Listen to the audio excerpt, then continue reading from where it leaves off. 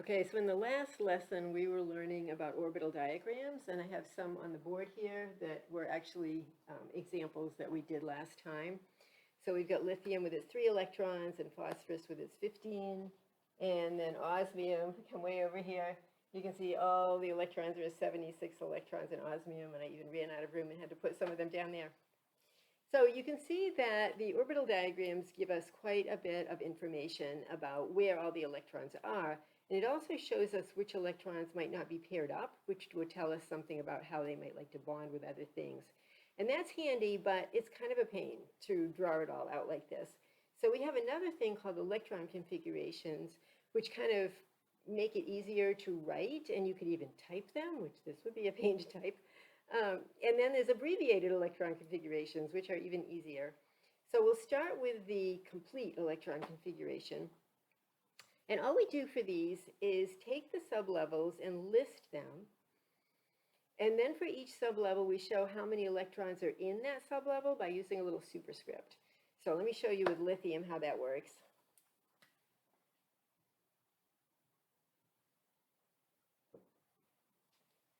So that's the electron configuration for lithium. We've got 1s2, and that we read it that way. The superscript is just read with a number. So we say 1s2, 2s1. And that gives us both of the sublevels, and it tells us how many electrons are in the sublevel. It doesn't really tell us how many are paired up. We have to kind of picture that in our heads. Well, there's only 1 electron in that sublevel, so that must be not paired. All right, so let's do the same thing for phosphorus.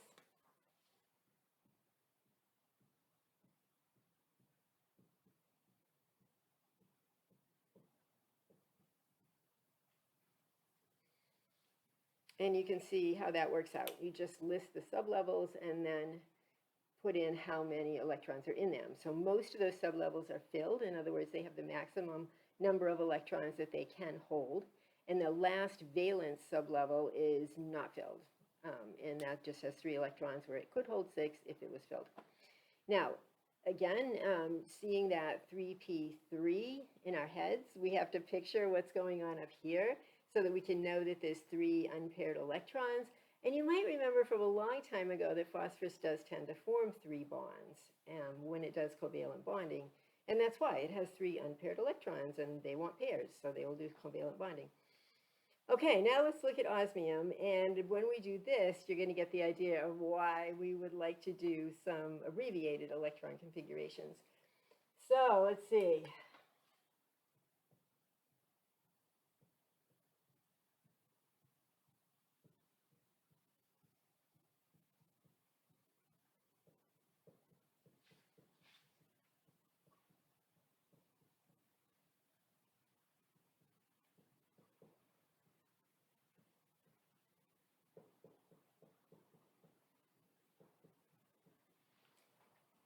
All right, so there is our complete electron configuration for osmium.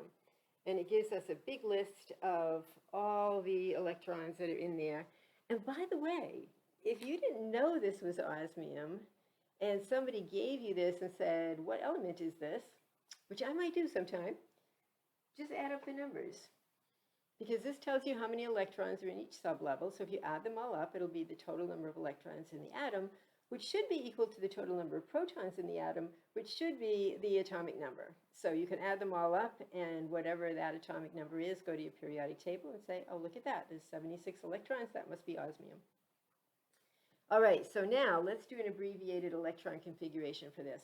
The purpose of an abbreviated electron configuration is to take what we call the core electrons. Core electrons are the ones on the principal energy levels that are closer to the nucleus and are totally filled.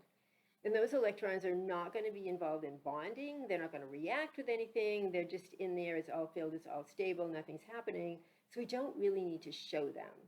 The electrons that are interesting, the ones that might actually react with something and form bonds, or be lost, or something like that, the ones that might do something, those are called valence electrons, and those are the ones on the outside. And those are the only ones that we need to show in an abbreviated electron configuration. So what we do, just to make this clear, how you figure out what's core and what's valence, is we take our element and then work backwards until we find a noble gas. In other words, which one of the noble gases comes before this element? And we do that because you know how when we're filling sublevels, by the time we get to those noble gases, which are way over on the right side of the periodic table, then the sublevel has been filled. And when we go, we have to jump down to the next line, the next period on the periodic table. That's when we're starting a new level, a new principal energy level. So, for example, let's do phosphorus, and phosphorus is number 15. So if we work backwards, looking at your periodic table now, we go 14, 13, 12, 11, 10. And when we get to 10, we've had to go back up to the next level, and 10 is neon, and that is a noble gas. So we're going to put neon in the brackets.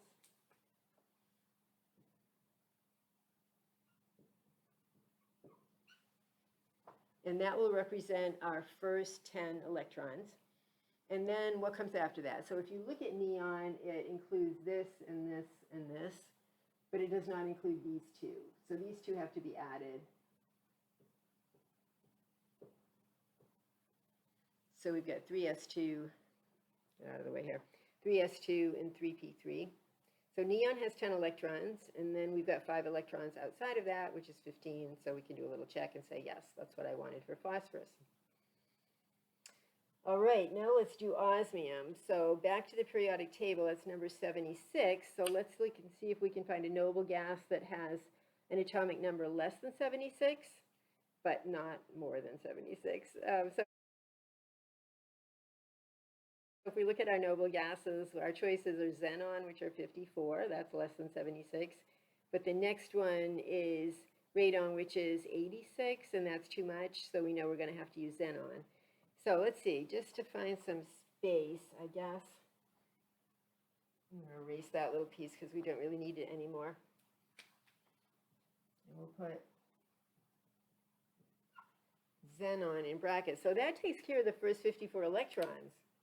And if we look at where xenon is in the periodic table, that's in the 3p sublevel. I guess the 3p sublevel is the one, not 3p, sorry, it's the 5p sublevel that just got filled up when we finished with xenon. And so that takes us up to here. So these are the only electrons that are not included in xenon, so those are the ones we add.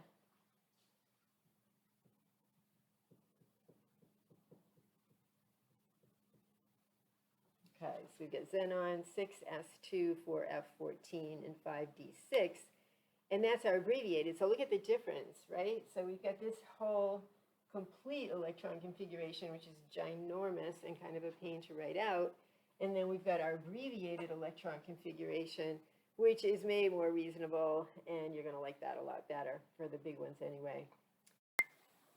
Now, when you're writing electron configurations, you don't have to start with an orbital diagram. So if you have your periodic table, like this one, that we've got all marked up like this, we can just use that. And we'll use it the same way we used it for orbital diagrams. So let's say that we want to do chromium. That's the one with 24 electrons. So I'm going to just follow the periodic table, but instead of drawing boxes, I'm just going to do, I'm just going to do the electron configurations. Okay, well, let's see. We have for chromium 1s2, 2s2, 2p6. And I do that without even looking at the table because I've done this so many times that I know the order of those.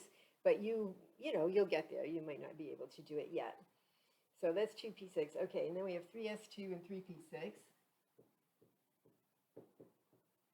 And then we have 4s2. And then after 4s2, we're into the 3Ds, but we're not going to use all of them because chromium's only 1, 2, 3, 4. It's only 4 boxes in, which means that it's only 4 more electrons than what we had over here. So we have 3D 4. All right, so let's say I want to do the abbreviated electron configuration for that. I'm going to look at what noble gas came before chromium. So chromium's 24, and I work backwards. I get to 19 at the beginning of that row, so then I have to go back up one to look at 18. and that's argon. So argon's one of our noble gases, and it's the one that comes directly before chromium.